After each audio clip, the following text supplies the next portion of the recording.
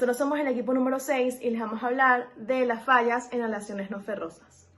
Se dice que un material está fallando o que falló cuando se encuentra en una condición en la que no puede cumplir las funciones para las que fue diseñado. Esto se debe a diversas causas. Pueden ser causas como un mal tratamiento térmico, una protección incorrecta, un error de diseño, un mal funcionamiento y muchas otras.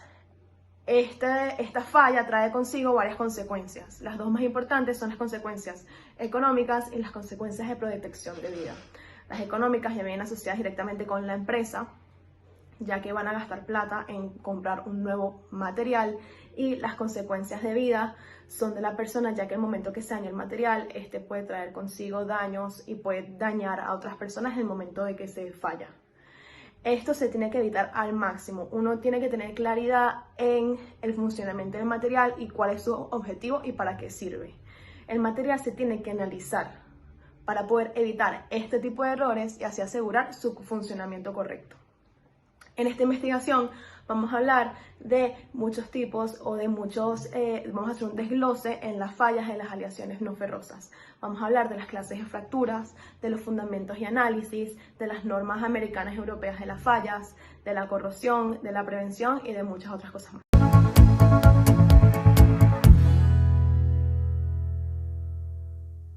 Vamos a hablar acerca de las fracturas en las aleaciones no ferrosas antes y después del tratamiento térmico. Antes de hablar de una fractura como tal, vamos a hablar del significado de una falla. Una falla es la capacidad de un material de tener un desempeño bueno y seguro hasta deteriorarse. Una vez que el material se deteriora y ocurre una falla, ya no hay vuelta atrás.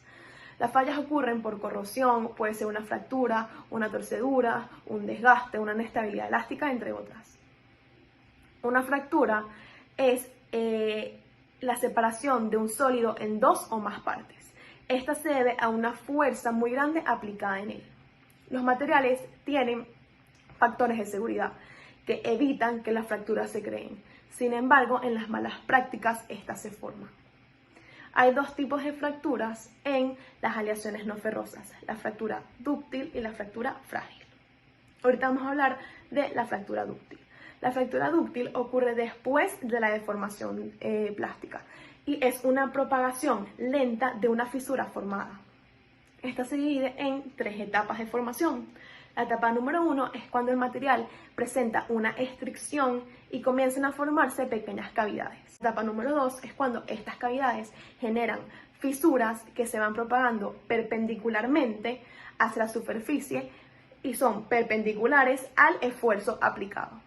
Y la etapa número 3 es cuando la fisura llega a la superficie y tiene un cambio de dirección de 45 grados, generando una fractura de copa y cono. Las fracturas dúctiles no son tan comunes debido a que se aplican cuando se le aplica al material una fuerza muy elevada y normalmente vienen de una fabricación inestable y de un diseño incorrecto. Ahora, las fracturas frágiles ocurren con una poca deformación plástica. Estas avanzan a lo largo de planes cristalográficos, mejor conocidos como planos de esclivaje. En las aleaciones no ferrosas estas muestran fracturas frágiles debido al número limitado de planos de desplazamiento que estas presentan. Los metales policristalinos, esto es un dato, estas son formadas por granos transgranulares. Por eso que la fisura en ellos se propaga en el interior de los granos. Si los límites de estos metales son muy frágiles debido a las segregaciones, la fractura ocurre de una manera intergranular hacia adentro. De igual manera, esta fractura tiene tres etapas. La etapa número 1 es cuando la deformación plástica se concentra en las dislocaciones a lo largo de los planos de desplazamiento. La fractura número 2 es cuando el esfuerzo cortante se acumula en los lugares de las dislocaciones bloqueadas, ¿ok? Y esta forma microfisuras. Aquí en esta etapa ya se empiezan a formar las microfisuras en base a las dislocaciones formadas en la etapa número 1. Y la etapa número 3 es que el esfuerzo se propaga en las microfisuras y la energía de deformación elástica almacenada puede contribuir a la propagación de ellas en todo el material. Normalmente estas fracturas se hacen o son formadas debido a una mala fabricación de los materiales y a una mala ejerción de estos, un mal uso de los materiales cuando se está usando en el área práctica.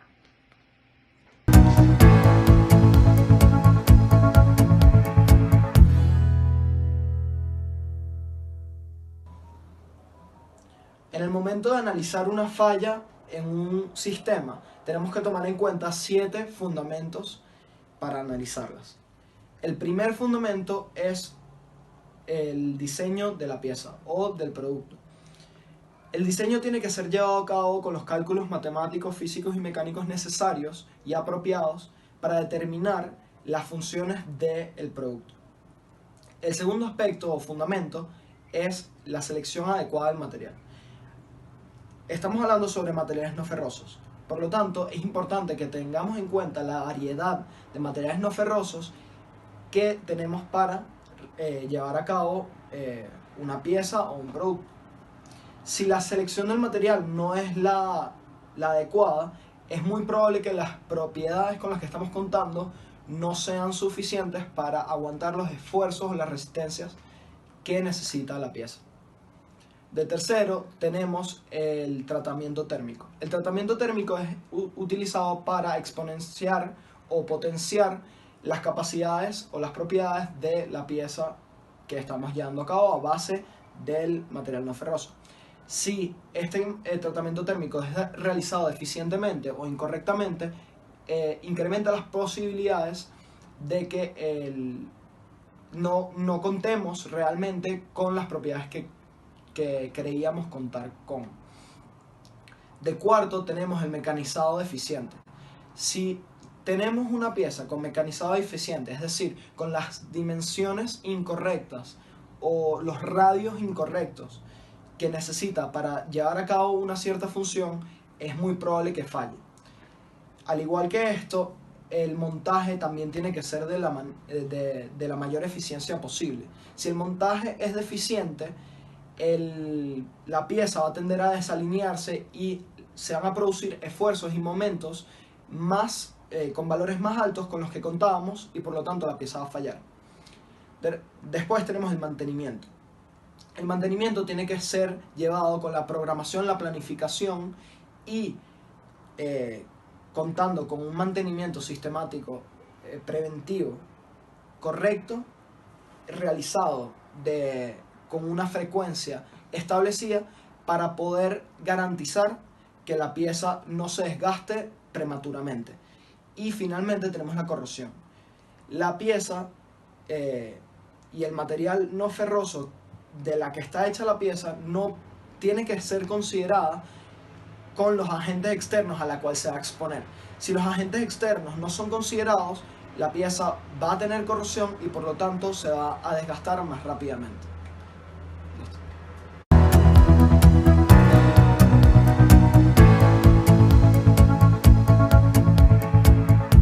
Les voy a hablar sobre los factores metalúrgicos que afectan la fatiga y termofluencia de las aleaciones no ferrosas. La falla por fatiga de las aleaciones no ferrosas ocurre por una carga aplicada de formas repetidas que dan como resultado una fractura sin deformación plástica notable. Normalmente las grietas por fatiga se originan en alguna discontinuidad superficial como hendiduras o cambios de sección, lo que origina concentraciones de esfuerzos. Para que se produzca una rotura por fatiga son necesarios 3 factores: la carga aplicada, como mencioné anteriormente, la intensidad de la carga y el número suficiente de ciclos o inversiones de cargas. Sin embargo, la carga por fatiga está condicionada a otros factores, como por ejemplo el tamaño de la pieza, la temperatura, la corrosión, la microestructura del material, en concentradores locales de esfuerzos y el acabado superficial. Todos estos factores van a determinar la resistencia a la fatiga del material.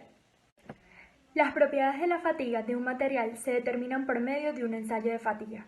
Este consiste en someter al material a un esfuerzo cíclico y contar el número de veces en que se le aplica el esfuerzo, hasta que el material se rompe. El ensayo más común es hacer girar el eje con una fuerza en flexión en uno de sus extremos. Se mide cuántas vueltas puede dar el eje sin romperse, que se llama ciclos de carga, y cuando finalmente el eje se rompe, se grafican el número de ciclos de la carga contra el esfuerzo aplicado. Al repetir el proceso para varios valores de esfuerzo aplicado, se obtiene la curva de fatiga del material. En el caso de los metales no ferrosos, la curva de fatiga tiene una tendencia decreciente y a partir de esta curva se obtiene el valor de la resistencia de la fatiga del material. Estas gráficas están en el trabajo escrito que mandamos adjunto. Como ejemplo tenemos el cobre, que es una de las aleaciones no ferrosas que tiene mayor resistencia a la fatiga y al desgaste. Por otra parte, el aluminio no suele presentar un límite de resistencia a la fatiga bien definido, de modo que su fractura puede ocurrir a esfuerzos muy bajos. Asimismo, las aleaciones de magnesio poseen una reactividad elevada y una estabilidad de óxidos pobre. Esto origina que su resistencia a la corrosión, al desgaste y a la fatiga sean pequeñas. Por último, tenemos las aleaciones titanio alfa y beta, que poseen una tenacidad a la fractura y resistencia a la fatiga. Y por último, el níquel resiste a la fatiga sin volverse frágil.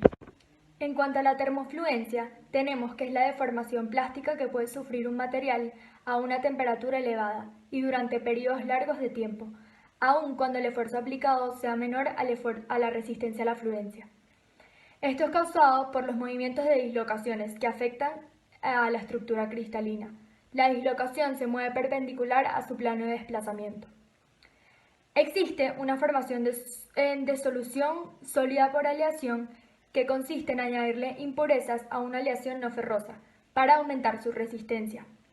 Esta impureza distorsiona la estructura cristalina del material, originando dislocaciones que, como dije anteriormente, van a aumentar la resistencia del material. Este va a aumentar la resistencia a la fluencia, la tensión, la dureza, la ductibilidad, la conductividad eléctrica y mejora la resistencia a la termofluencia. En las aleaciones no ferrosas, un esfuerzo aplicado menor a la resistencia al esfuerzo a la fluencia no produce una deformación plástica. Sin embargo, al subir la temperatura, esto puede originar que el material comience a deformarse plásticamente, aun cuando los esfuerzos aplicados son bajos. Esto depende asimismo del tiempo en que es aplicada la carga y de la temperatura. Por último, tenemos como ejemplo el Iconel, que es una aleación de níquel y cromo que posee una excelente termofluencia y sirve para los intercambiadores de calor o para las palas de turbinas de gas. Por último, las aleaciones de titanio alfa poseen grandes resistencias a altas temperaturas, es decir, tienen resistencia a la termofluencia, asimismo como las superaleaciones de níquel.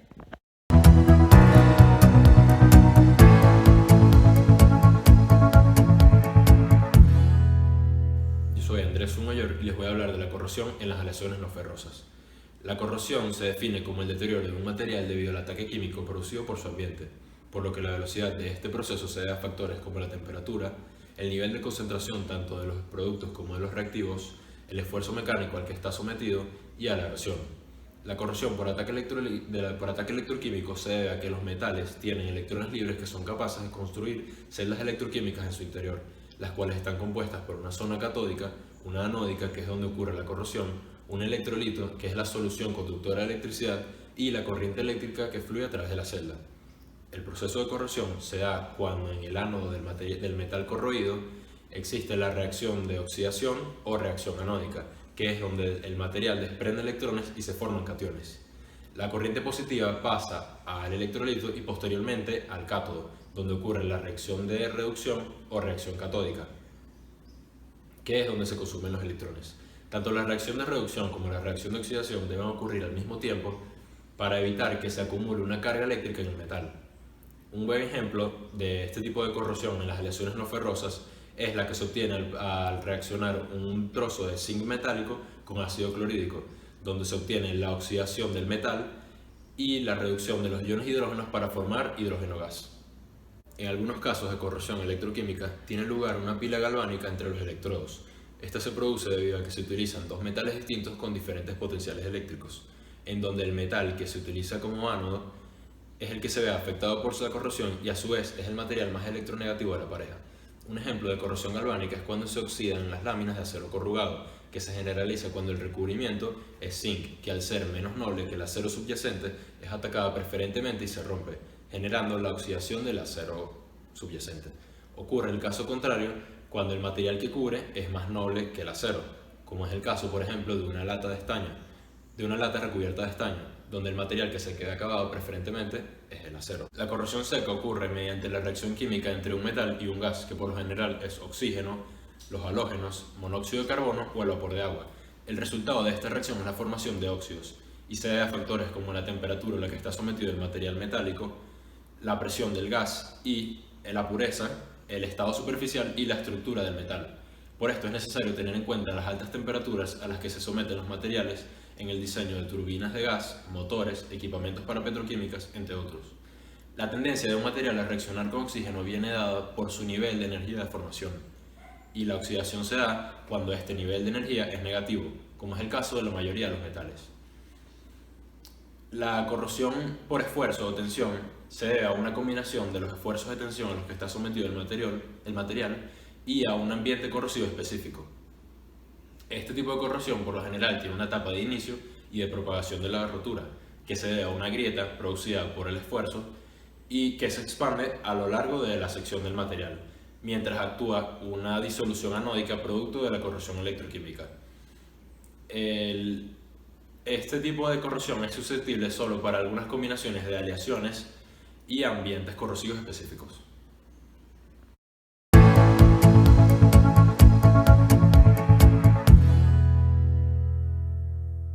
Existen diversos métodos para controlar la corrosión. Estos se utilizan dependiendo de la situación, el material, el ambiente y los recursos disponibles. Algunas de las medidas que se pueden tomar para reducir o prevenir la corrosión son: selección de materiales. Al elegir un material es importante consultar sus datos y la resistencia a la corrosión de este, para así poder elegir el más adecuado dependiendo del ambiente en el que se va a trabajar y poder minimizar la corrosión. Recubrimientos. Los recubrimientos pueden ser metálicos, orgánicos e inorgánicos.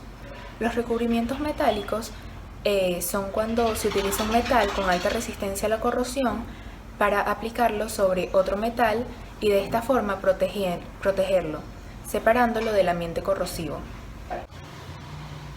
Recubrimientos orgánicos. Son polímeros y resinas producidas de forma natural o sintética.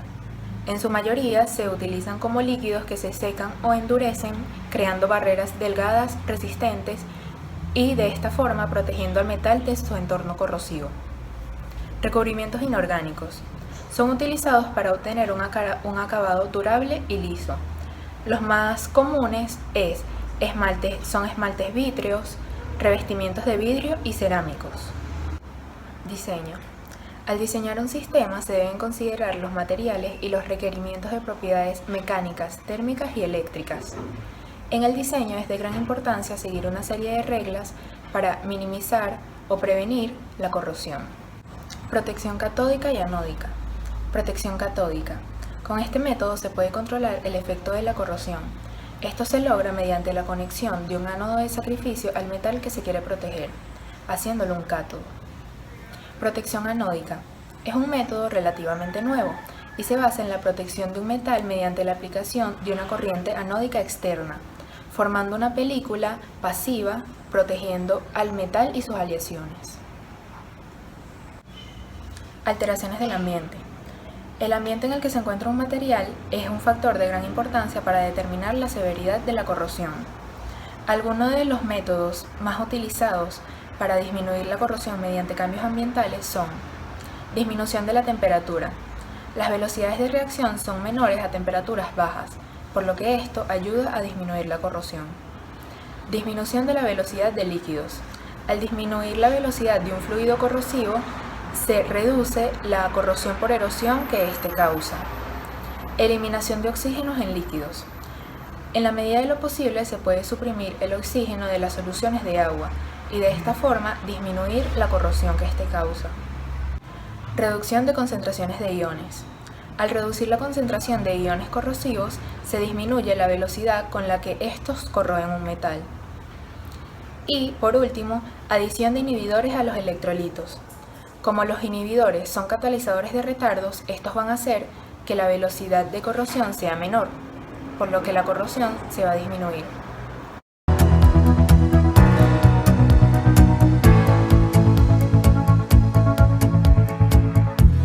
Ahora les vamos a hablar un poco sobre las normas europeas y americanas para el análisis de fallas en aleaciones no ferrosas.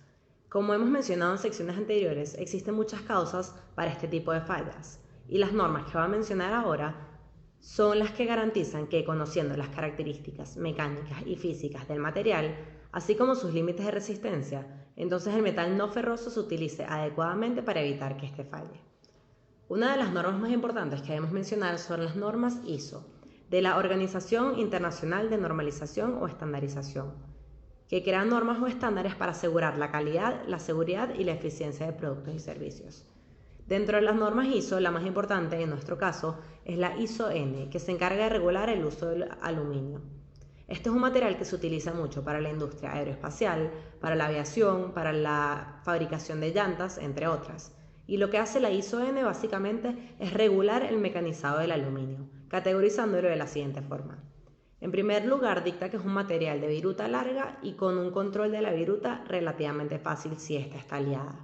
También es pastoso, por lo cual requiere que se utilicen filos agudos.